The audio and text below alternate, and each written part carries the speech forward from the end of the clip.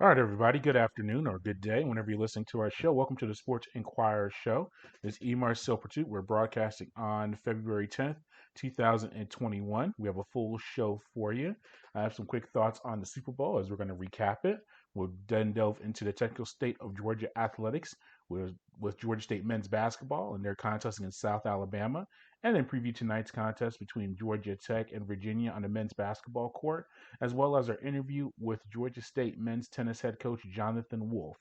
Then we'll go into the miscellaneous department and I'll delve into various notes in Atlanta from the Braves, United, and even the Hawks. But as always, if you want to follow everything that we're doing, head to the mothership, thesportsinquirer.net, premier site for news and notes in the world of sports. You can head to our site and see some really good content. As I mentioned, we have the exclusive interview with Georgia State men's tennis head coach Jonathan Wolf. We're also able to speak to Eileen Morales, the head coach of Georgia Tech softball, and also look forward to content from Georgia State women's tennis and other entities as well when you check out the site. And you can, so you go to thesportsinquirer.net. You can also go to our social media platforms on Twitter, Instagram, and Facebook under The Sports Inquirer. That's all one word. And then finally, subscribe to us on SoundCloud, Spotify, Google Podcast, iTunes, or wherever you get your audio content. And just search for us under Sports Inquirer, and you will find out everything that we are doing. Super Bowl's been a few days from now, and I don't want to look less at the X's and O's of it from the contest, even though we'll probably get into some of that as we're recapping all of the content. But I think some of the overarching themes from the Super Bowl is one, it did not feel like a typical Super Bowl. On my previous show, I really broke down why I feel like the lack of buzz for the contest with the pandemic, the lack of fans, the lack of media hype with the media day festivities, the fact that the Chiefs literally got to Tampa, I think Friday, when a game on Sunday. It's pretty much like a typical road game, except they got in a day early. And then even the storylines going into it. Tom Brady's place was already marked as his legacy, wherever you think it is, going for his seventh Super Bowl. Now, the Tampa aspect is a little bit different. New city, new league, or a new conference, and everything like that. So it wasn't like him going with the Patriots once again. So I will give you that. The storyline was a little different. But with Tom Brady, we already know the story. We know of him growing up in Northern California, going to Michigan to play college ball, him being drafted 199th in the late rounds, him being able to start for the Patriots after Drew Bledsoe's injury, him winning all the championships. We even know about his TB12. We know about his family life. There was nothing really new about Tom Brady that hasn't already been analyzed and discussed. And then if you look at the other side of things, you really want to. I mean, Bruce Arians was a unique story going into it. Maybe if you're really into Mike Evans, whatever. And if you look at the Kansas City side, they literally were in the Super Bowl the year before, and they won it. So repeat champions. That's an interesting storyline. But we know about the Pat Mahomes and how he came up. Andy Reid, his background. There really weren't any two new like storylines to make it intriguing. So that's why I know this transitions into the pregame. I avoided as much of it as I can, and I even avoided the anthems and the pregame festivities. I really just at 6:30, I turned on the TV, Eastern time. We're based in Atlanta, and we're ready for the contest to start. And as I said, the lack of buzz and excitement. Now, if the game was an all-time classic, you can look back at the lack of hype and you can work with it. But the game, when this transitions to the actual game, really didn't do too much for you. I know that the Chiefs may have got some questionable calls against them as far as pass interference and going off sides and holding. And yeah, there may be a little too many penalties that you were called in that scenario. But the Bucs were a much better team. The fact that the Chiefs did not score a touchdown and Mahomes threw two interceptions. I mean, that's the first time I think they've got a Mahomes that he has ever started a game that they did not have a touchdown. Three field goals. really won only 6 points in the first half. And you saw with Tampa when they were able to get those late touchdowns in the first half, that really led the cause, I think, or was a big factor in the defeat. So, I mean, you add up all of those things, and it just overall was not a good situation for them. Now, look at the Bucs, second championship ever. Tom Brady. I don't really like to get into the comparisons to Tiger Woods or Michael Jordan or Serena Williams and LeBron James and Muhammad Ali or whatever the all-time greats, great athletes, your Babe Ruth, your Hank Aaron's, and all that stuff. If you stick to the lane of football, I mean, the man he's the most accomplished guy of all time, and he's the best winner in the history of the league. And the crazy part is, well, not a crazy part. I think if you were picking a quarterback to start your team with, I think you'd probably go all time with some other guys. I think you look at Aaron Rodgers, you look at Mahomes, as far as arm talent and as far as ability to throw the ball and manipulate the pocket. But Brady, you can't deny his success and all of the wins that he's had in his career. And as I said, when you win all those championships, if you're criticizing him, you look really bad in that regard. So I'm not going to go there with that. But yeah, the 7 Super Bowls to win them and to be in 10 Super Bowls overall to appear in them. And yes, I know he's a quarterback, and maybe he's not hit as much as a lineman or a running back and things like that. But it's still a physical sport. All it takes is one hit, and we've literally seen one hit alter careers and alter the entire impact of a player on the league. For him to have the longevity he has to play 20 plus years at this high of a level and to make all these championship appearances and to close them out and win them is tremendous. And I mean, he's breaking records. I mean, the man's won more Super Bowl. I think he's won two in his 20s, or three in his 20s, two in his 30s, and two in his 40s. I mean, that's ridiculous. I mean, that's an amazing rate. And then you look at some of the other things. He went a 10-year gap without winning a Super Bowl. He won the initial three with the Patriots in his first, I think, 4 or 5 years in the league. His first year truly starting, he won one, and then they won two more in a 3-year span. And they had a big low, as I said, of 10 years. We remember losing to Denver in AFC Championship games, losing at home to Baltimore and Joe Flacco in the divisional round. And it looked like his Super Bowl days may have been over, but he got a rejuvenation. And when you throw that also, maybe the best teams he's ever played on, especially the one that went 16-0 in the regular season, and I think 2008, where they lost to the Giants in the Super Bowl 17-14. That may have been the best team he's ever played on overall, and they didn't even win the Super Bowl. So you add all of that up, it was like, man, a 10-year low. Is he done winning championships? No, he was able to get some young talent in there, like the Gronkowskis and Edelmans, and really develop them. And he's had like a revival, had a second boost in New England. And then he goes to Tampa, and I picked them to make the playoffs. But for them to win a championship and to go through the Saints and the Packers and ultimately the Chiefs to win a championship, you have three teams, probably three teams better than them if you did a player by player. And I'll get to the Bucks roster in a moment. But comparable rosters, two of them on the road, especially in Green Bay, with New Orleans. And I know Breeze is not the same Drew Brees, but still future Hall of Famer. A team that the Bucks lost to twice in the regular season in the Saints, to go on the road to beat them, and then to go to Green Bay with the current MVP in Aaron Rodgers and to win there.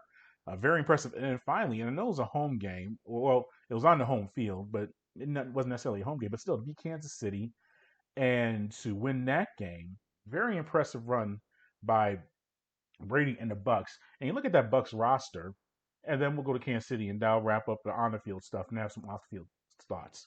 You look at the Bucks roster, Brady was very smart in the offseason. He could have gone to several places.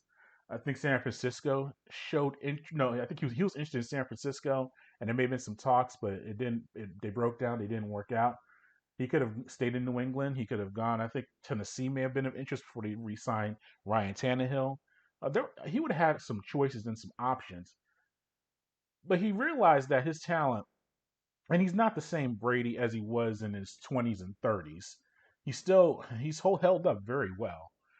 But he looked at that roster. You had two Pro Bowl wide receivers in Evans and Godwin.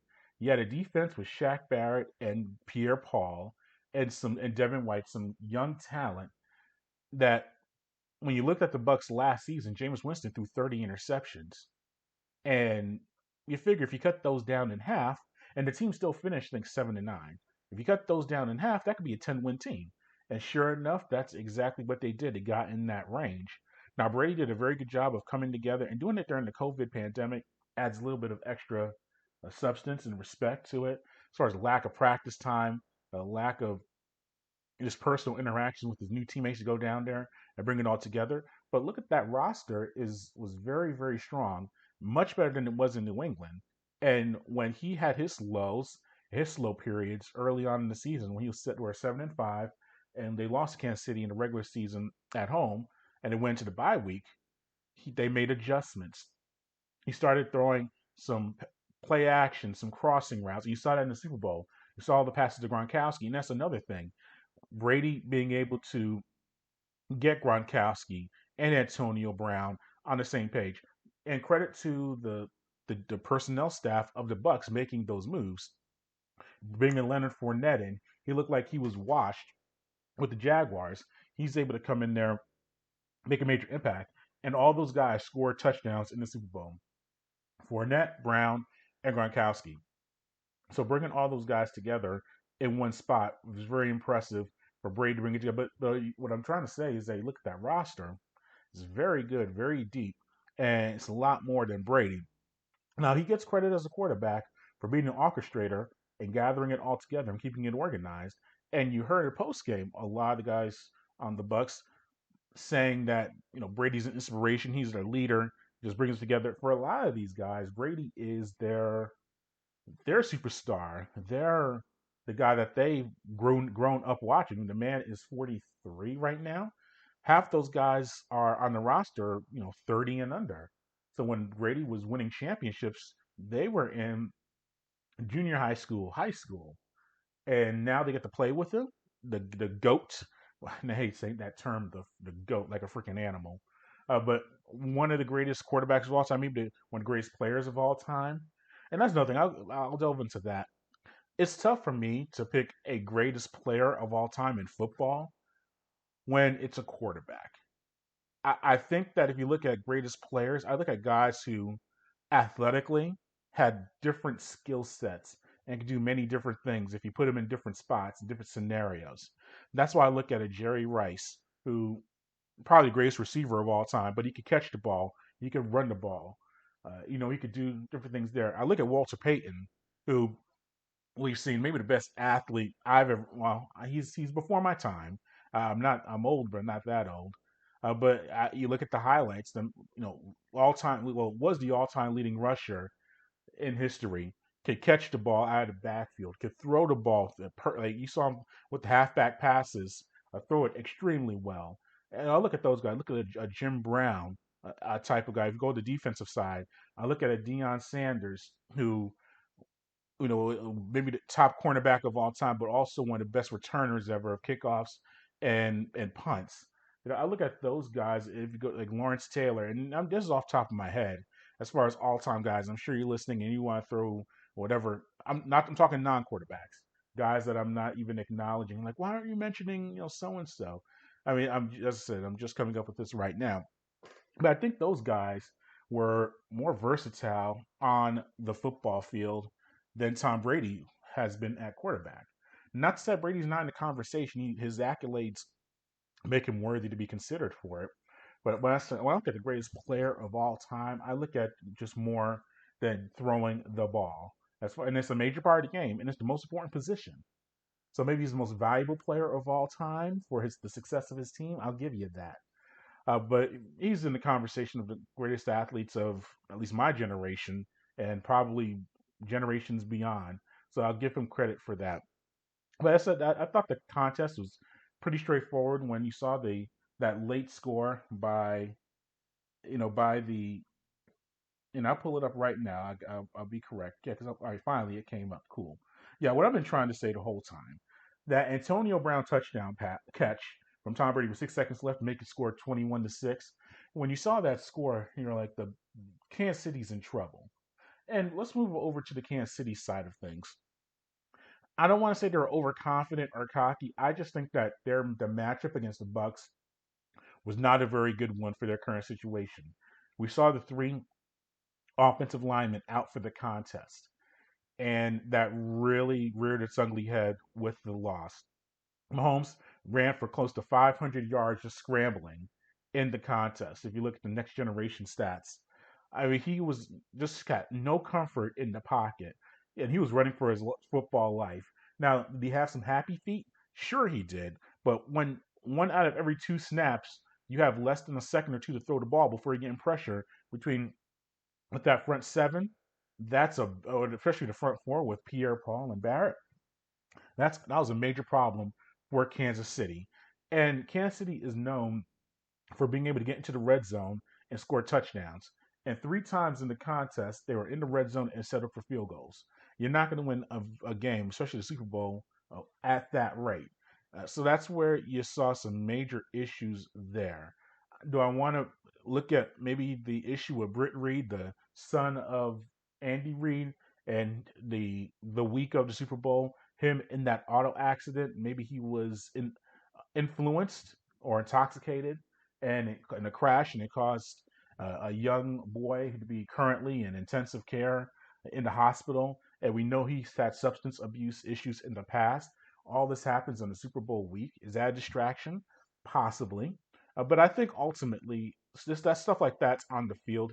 I mean, he's maybe he's an assistant and has some say, but he's not a player. He's not a coordinator. You know, ultimately on the field, I think that's what the ultimate impact was. But yeah, and once you get to the third and fourth quarter, it just wasn't really much to, especially in the third quarter when Fournette had that touchdown run for 27 yards, midway through the third to make it 28-9. Game was over. We were just waiting for the formalities of the championship presentation at that point. So I mean, will the Chiefs be back? Possibly. The Bucs. I mean, if you look at the odds of who are the favorites to probably return to the Super Bowl, I would say that we could see a repeat matchup.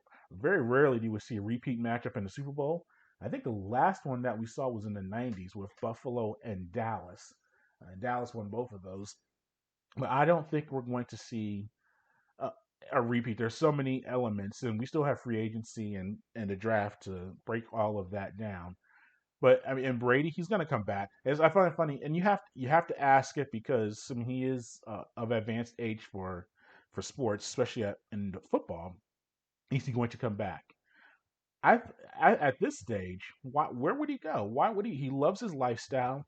I've seen the articles about him waking up early, getting a lot of sleep, his eating habits, and his training and stretching and all that stuff. He's down with it. His family acknowledges it. They like it. He keeps winning.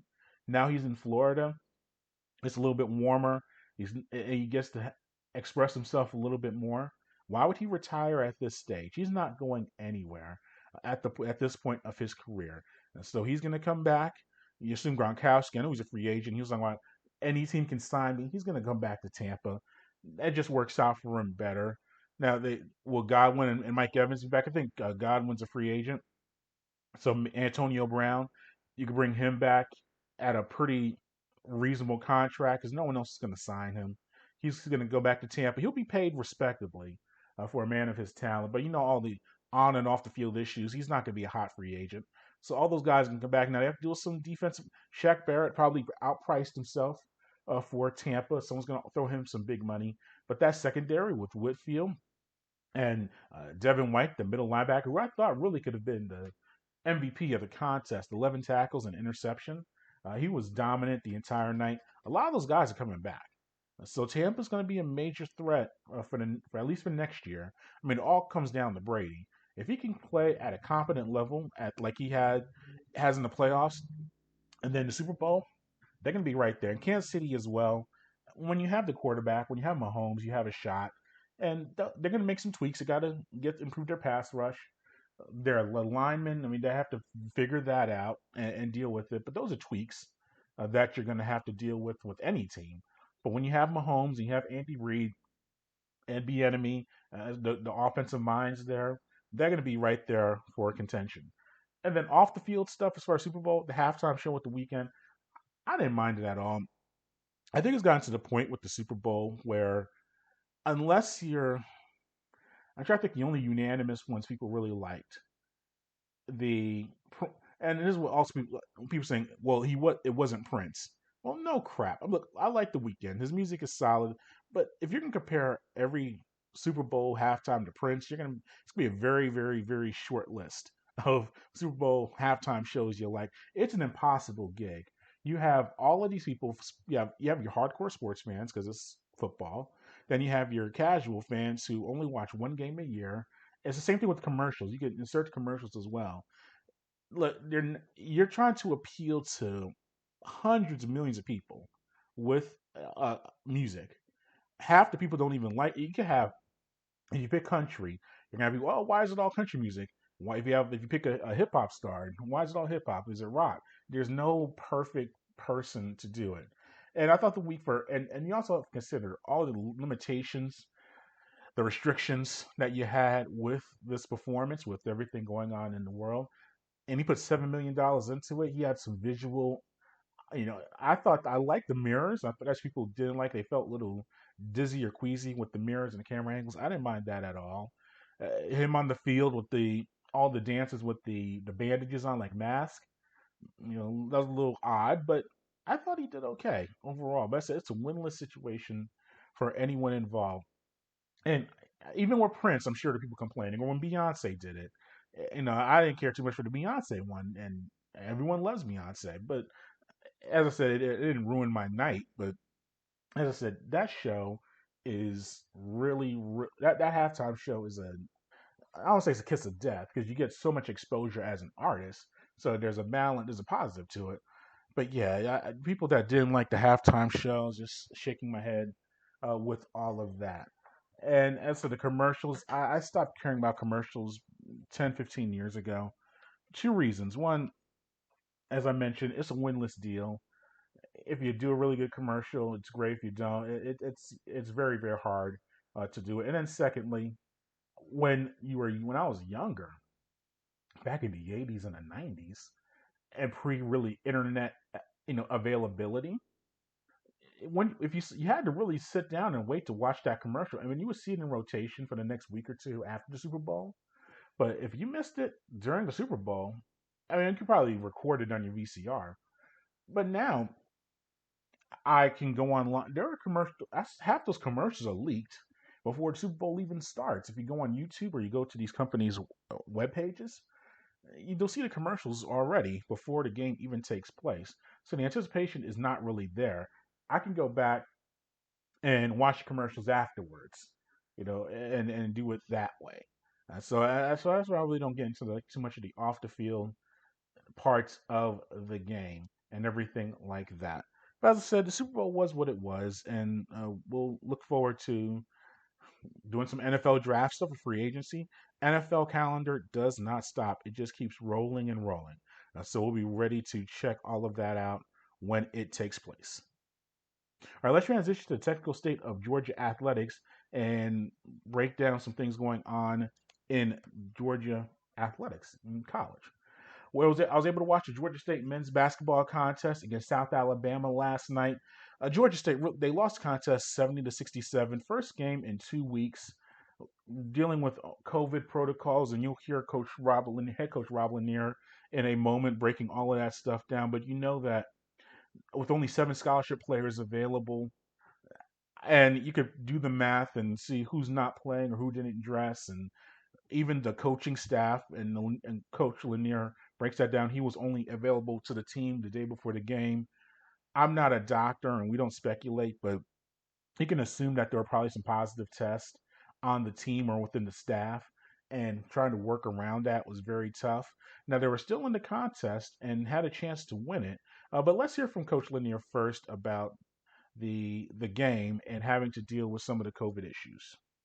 Well, it's obviously a disappointing outcome.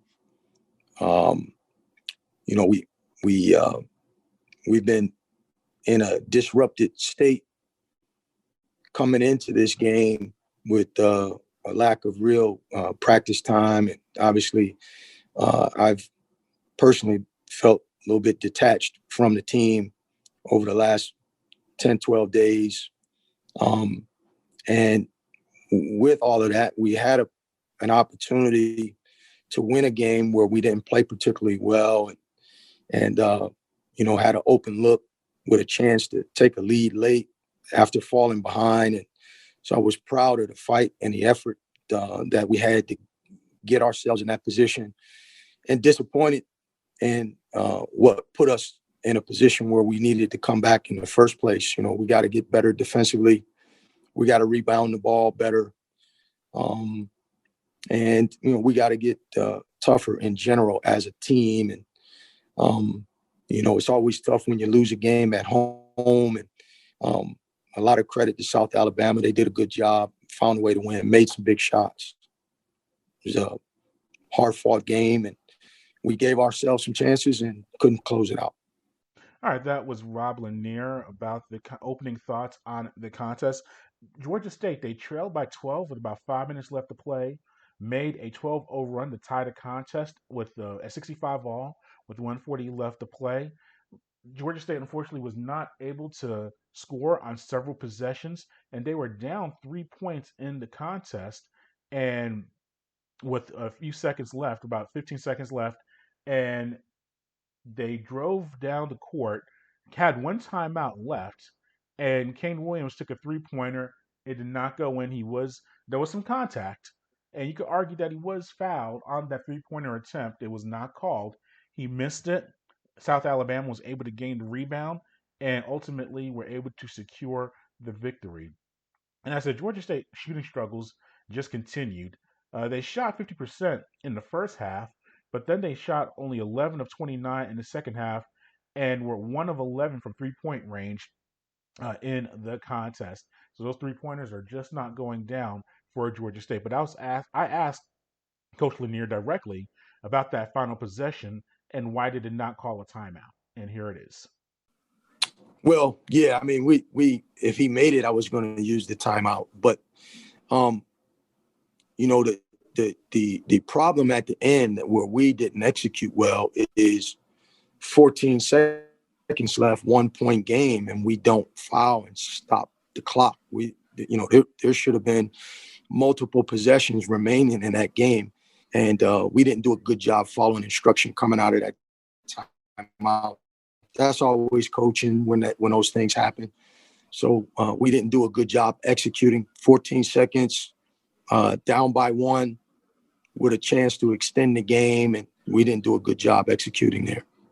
And the Panthers were led by Nososime, who had a double-double of 18 points, or close to a double-double, 18 points and 9 rebounds, had 3 block shots as well.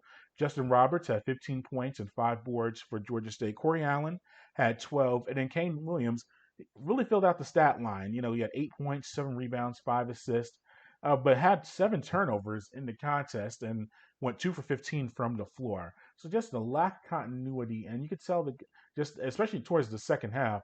I know they made that late rally and tie the game, but the legs were not there for the Panthers. And here is Coach Lanier expounding on just the adverse issues that the Panthers have been going through. I think as a coach, what you're trying to do with your team is build habits, and you're trying to develop those habits over the course of a season and have those things become internalized inside of your team. And that's what practice and the continuity of a season gives you an opportunity to have. And so the disruption can affect that, particularly when you're a team that is still a work in progress and trying to develop an identity. And it's not just the disruption of playing and not playing, but who's playing and who's not playing. Because you're not on a regular schedule and you don't always have the same guys available to you. So So that habit building and can be a challenge. And it very quickly, the Panthers are back on the court tomorrow night on February 11th, facing Georgia Southern. We'll have some recaps of that contest when it after it takes place. Georgia Tech, excuse me, the men's basketball team is now going through a stretch of 4 games in 7 days, and that starts with their contest tonight against ninth-ranked Virginia at McCavish Pavilion. So after some cancellations and some readjustments of the schedule, I said they have 4 games in a week span, and that starts tonight against Virginia. We were able to speak with Jordan Usher about having to play a condensed schedule. Yeah, it's tough, but coach actually showed us two videos before practice yesterday. One was a montage of Kobe Bryant, and the other one was, I think, Tom Brady, and just them preaching on how much time they spend on treatment and recovery, and how being tired these days is really just a mindset. If we have goals of playing in March Madness or tournaments later down the line, it's it's a day off game, and you can't complain about your legs being a little sore. You can't complain about any tiredness. You have to go out there and compete, because any possession could be our last. We're fighting to get in there. Playing back to back. I don't know, maybe playing those AAU games where you start 7 a.m. and you're looking at the coach like, why are we pressing? I don't want to play at 7 in the morning. Let's just play a zone and sit back so we can play offense. But you can't do any of that in the ACC. Everyone's good. Everyone can beat you. So we got to rally together and try to get wins. Yeah, and right now Georgia Tech, they're 9-6 overall, 5-4 in the ACC. They're 3-3 since returning from their 17-day pause, and the big part of that was the 82-80 win over Notre Dame last Saturday night, which kept Georgia Tech undefeated at home in ACC play this year. The last time they played Virginia was on the road on January 23rd, and a back and forth affair. And ultimately, Virginia came back from an 11-point deficit in the second half to win 64-62. We were able to speak with head coach Josh Pastner on the schedule that they have upcoming and facing Virginia. No, I mean, look, the bottom line is we had a great comeback on Sunday or Saturday night, and against a really good Notre Dame team. When you watch the film, we just it's an unbelievable second half, and against a really good Notre Dame team. We've got an unbelievable stretch in front of us: 3 games in 5 days, 4 games in 7 days. Start tomorrow, Virginia, one of the best basketball teams in the country. Obviously, one of the best coaches in the country, a future Hall of Famer. Had great players.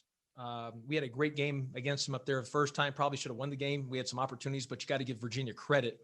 They hit big shots in key times, and we just needed them to miss one of those big shots. We probably would have won the game up there, but that's why they're the defending national champions. They hit big shots. And they're a really good basketball team, and we'll have to play our best game if we're going to have a chance to win the game. So regarding the BC game, there is still a chance that could be moved, but right now it is locked in for Tuesday night. That is still up in the air if it could get moved, but as of today, it is scheduled for Tuesday night. Obviously, the longer it goes, the closer each day goes by, the more reality is just going to stick to Tuesday. So but as of, there is still some talk it could get moved and up to maybe 1 day or 2 days later. But like I said, as of today, it's still Tuesday night. And as we've been mentioning, they're going to face Virginia tonight on February 10th, and we'll be keeping track of that contest. And so we'll see what happens there. I also want to plug the Georgia State men's tennis interview with head coach Jonathan Wolf. Make sure you check that out on the site. And also our interview with Georgia Tech softball head coach uh, uh, uh, with a coach. Yeah, so we make sure, let's see, that should be up. I'm going to check right now. So with Ainley Morales, the head coach of the team, yes, is up on our site. Make sure you check out that interview as well. Those are going to be up. And then later on, we should have some Georgia State content as well over the next day or two. So make sure you check the site and make sure you keep looking for all of that stuff. All right, we'll go to the Miscellaneous Department to wrap up the show. The Braves re-signed Marcell Ozuna to a 4-year, $64 million contract. Good move by Atlanta. And look at the landscape of the National League. The champions, the Dodgers, just signed Trevor Bauer, maybe the top pitcher in all of Major League Baseball. And you add just more depth to that. When you can start Kershaw, Walker, and Bauer as your first three, I mean, that's ridiculously. I mean, those are three Cy Young caliber talents right there, just in your rotation. I mean, the Dodgers, defending world champions, just get deeper.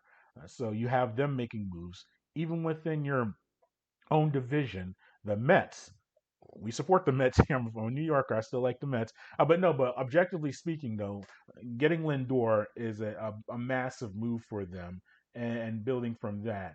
And you can really build a nice rotation that they're behind DeGrom, that the Mets are really making strides and moves. The Marlins are a playoff team. Granted, it was a condensed season, but they're in the squad.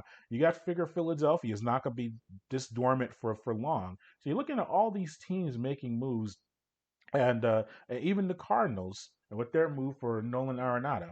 So all of these teams are making moves, and the Braves were, looking like they're kind of standing pat. But patience was a very good virtue for them. You get a 4-year contract from Ozuna, $64 million, which per year he's actually going to make less than he did last year.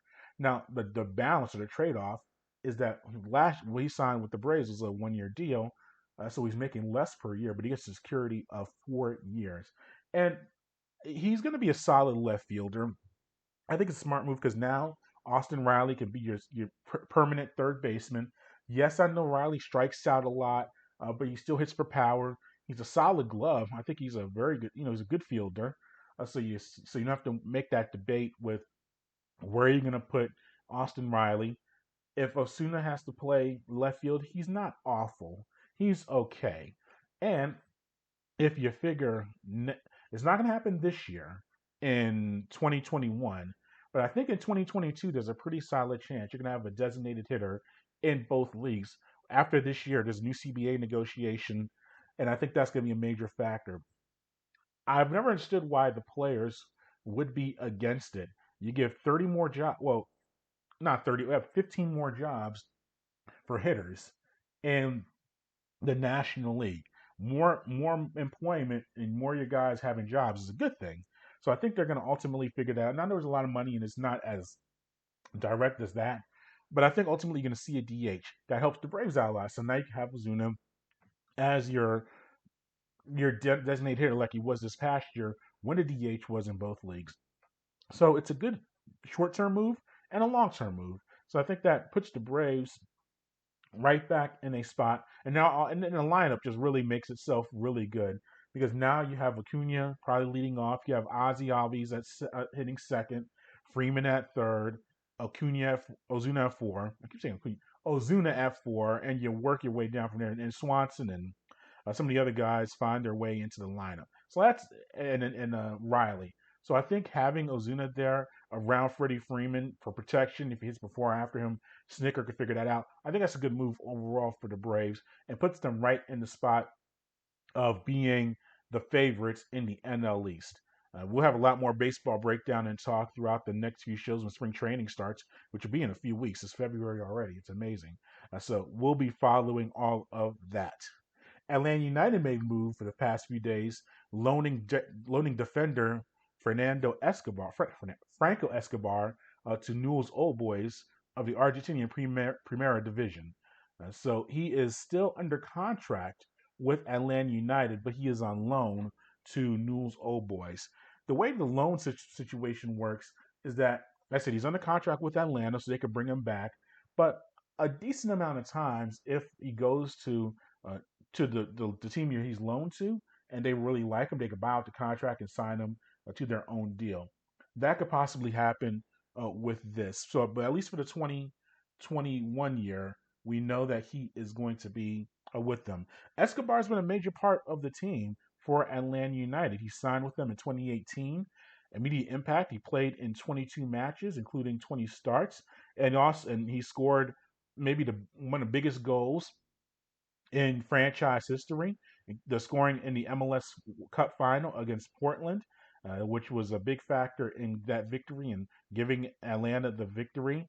He has been a solid defender for the past few years through different systems. So we will see what happens there with him. And then finally, Atlanta, the Hawks announced with DeAndre Hunter he's going to miss a few weeks with got a lateral meniscus arthroscopic procedure earlier this week. What that means is that he is going to be out. He's out for a while. So he missed the previous 4 games due to right knee discomfort. And I remember when he hurt his knee, and he just did not look right in that. And obviously, he's been out the last 4 games, and it's really hurt Atlanta. We've seen it in their contest against Dallas and even like the Lakers and the Clippers. He really provides some strong two-way play for Atlanta, especially on the defensive end. And so they've really missed him in that regard. But they did the surgery, and they will reevaluate him in a few weeks to see what happens there. So that's a major hit for Atlanta as they try to find their way to move up the Eastern Conference standings and finally make the playoffs after a drought of a few years. All right, that concludes today's show. Thanks for listening to our broadcast. And as always, go to our site, thesportsinquirer.net, and also go to our social media platforms. We're on Twitter, Instagram, and Facebook. And then finally, subscribe to us on YouTube, SoundCloud, Spotify, Google Podcasts, and iTunes. Until next time, good fight, good night, and be safe.